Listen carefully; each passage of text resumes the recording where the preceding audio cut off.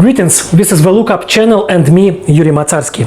I'll start today's episode with an apocryphal story. I don't know if it was real or if it was just a fiction invented by politicians and diplomats. But they say that at the beginning of perestroika in the Soviet Union, Soviet leader Mikhail Gorbachev received a very unusual letter from Iran. It was written personally by the leader of the Islamic Revolution and then supreme ruler of Iran, Ayatollah Khamenei. Khamenei urged Gorbachev not to try to build socialism and not to flirt with capitalism, but instead to launch an Islamic revolution in the USSR along the lines of the Iranian one. In principle, the story is quite plausible. I can easily imagine how the Iranian ruler, who found himself in an almost complete international isolation, is looking for any, including such unusual ways to find new partners and get out of this isolation. It is ironic that now, less than 40 years later, it is no longer Tehran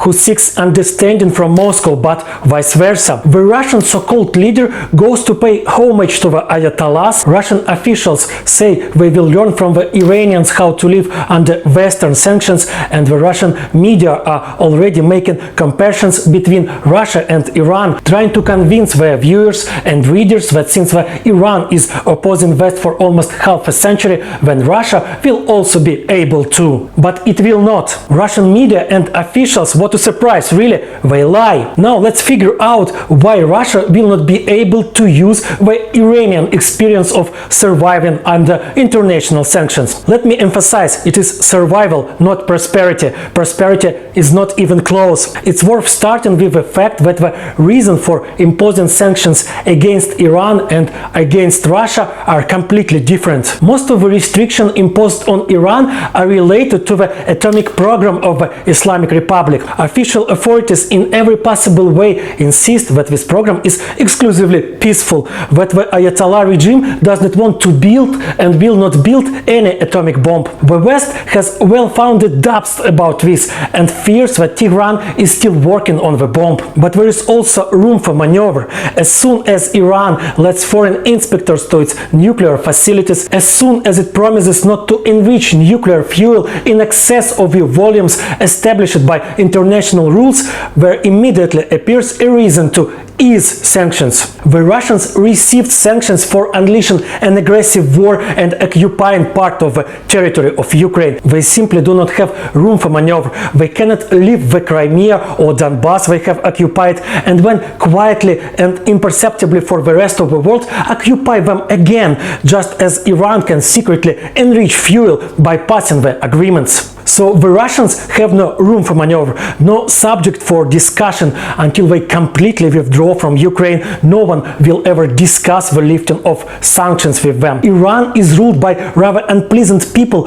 who support and sponsor terrorists all over the world. But the fact is that in Russia it is no longer just the sponsors of terrorists who rule, but the terrorists themselves. And if it is still possible to try to agree on something with the sponsors of terrorists, for example, to stop the sponsorship, it is generally not customary to negotiate with the terrorists in the West. We also should not forget about the ideological differences between Iran and Russia, which significantly affect the perception of sanctions by the societies of the two countries. Iran is a very special country. Its leadership has declared its goal to prepare the planet for the arrival of Imam Mahdi. According to the sacred texts of Islam, Imam Mahdi must convert of people of the earth to Islam, revealing to them the falsity of all other religions. Of course, not everyone in Iran itself believes in the spatial mission of their rulers, but for many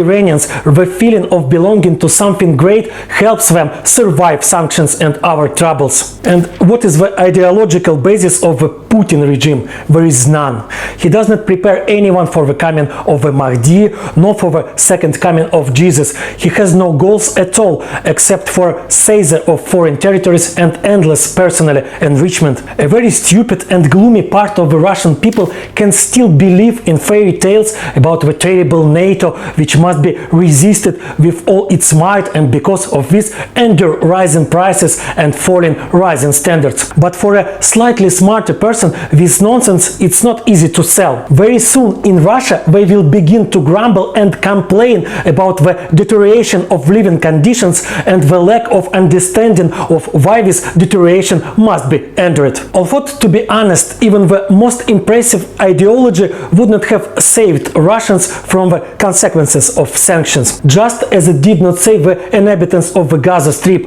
who live under the rule of exceptionally ideologically motivated Hamas guys, whom half of the planet considers terrorists. I think when a few years of real sanctions will turn Russia into the Gaza Strip rather than into Iran, simply because Iran has backward by world standards but a working industry of its own, while the Russian one is obviously already banned without Western components and technologies. The worse the situation in the economy becomes, the more Russia will be isolated from the rest of the world. Its domestic policy will be more and more cruel and obscurantist, and its foreign policy will be more and more divorced from reality. Hatred and anger, which have already become the main state-forming factors in Russia, will finally crowd everything positive and productive. So in not a very long period of time, Russia will really turn into the Gaza Strip. But what is the Gaza Strip now, and what features of it